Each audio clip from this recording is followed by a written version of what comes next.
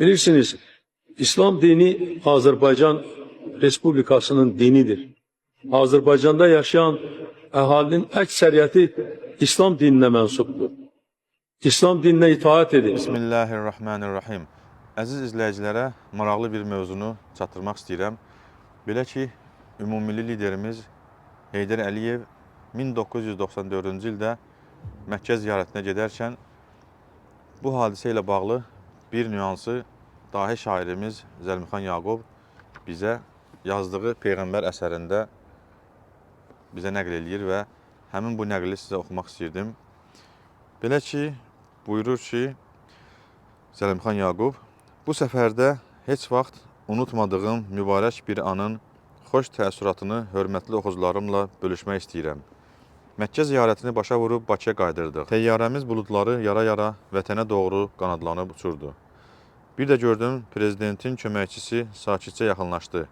Zəlmixan müəllim, prezident sizi öz salonuna dəvət edir, dedi.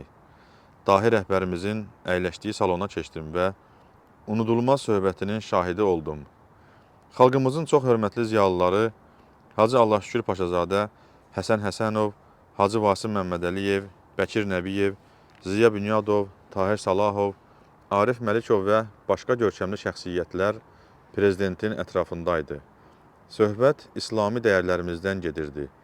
Vacibliyini və tarixi əhəmiyyətini nəzərə alıb, Ulu öndərimizin söhbətlərinin yaddaşımda qalanlarını vərəqlərə köçürürəm.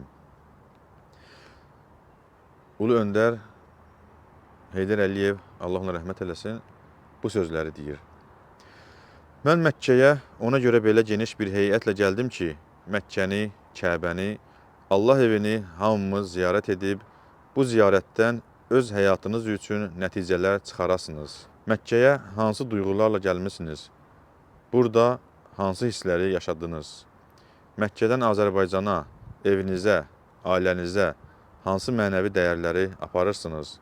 Mən istəyirəm bu haqda daha çox düşünəsiniz, fikirləşəsiniz.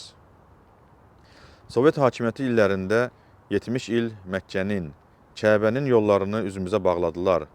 Peyğəmbərimiz sallallahu aleyhi və səlləm, Quranımız bizə yasaq edildi. Məscidləri uçurdular, şeyxləri sürgün elədilər, mollaları güllələdilər. Mollalar o vaxtı dini elmi bilənlərə aid idi. İbadətimizi əlimizdən aldılar. Ancaq xalqımızın böyüklüyü ondan ibarət oldu ki, nə qədər sıxsalar, əzsələr, qadağalar qoysalar da Allah sevgisini, Peyğəmbər eşqini onun ürəyindən çıxara bilmədilər. Bugün Talih bizə Azərbaycanın müstəqilliyi kimi bir nemət bəxş edib. Mən istəyirəm ki, azadlığın və müstəqilliyin qədrini, qiymətini bilib ondan öz yaradıcılığınızda layiqincə istifadə edəsiniz. Tahir, sən bizim xalqımızın böyük rəssamısan, gözəl əsərlərin var. Bunlara görə çox sağ ol.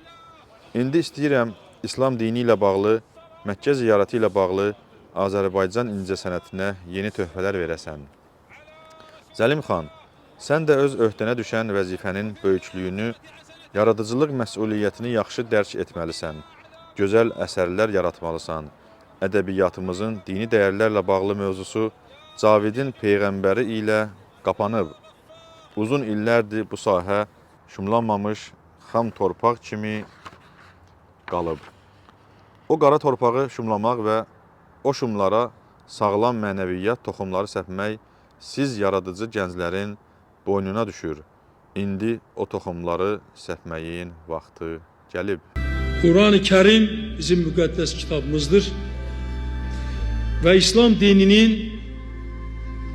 Quranın Azərbaycan xalqına bəxş etdiyi mənəvi dəyərlər bizim üçün əzizdir və bizim xalqımızın bu gündə, gənclərimizin bu gündə, gələcəkdə də tərbiyəsi üçün çox əhəmiyyətlidir. Ona görə də din azadlığı bizim üçün böyük bir nailiyyətdir.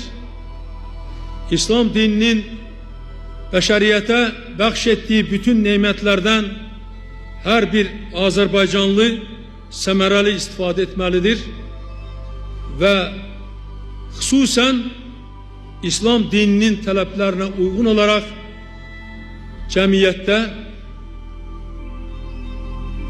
davranışında özünü göstərməlidir. Əziz izləyicilər, hörmətli həmvətənlər, ölkəmizdə olan hər bir məsul və ya məsul olmayan kəs, hər birimiz Azərbaycanlı olaraq ümummilli liderimizdən ibrət alaraq dinimizin bu cür qeyrətini çəkməliyik. Bacardıqca hər birimiz ölkəmizlə yanaşı dinimizə də gözəl töhfələr verməliyik. Uca Rəbbimizdən bu müqəddəs işdə bizə yardımcı olmasını istəyirəm. Uca Allah xalqımızı, millətimizi qorusun.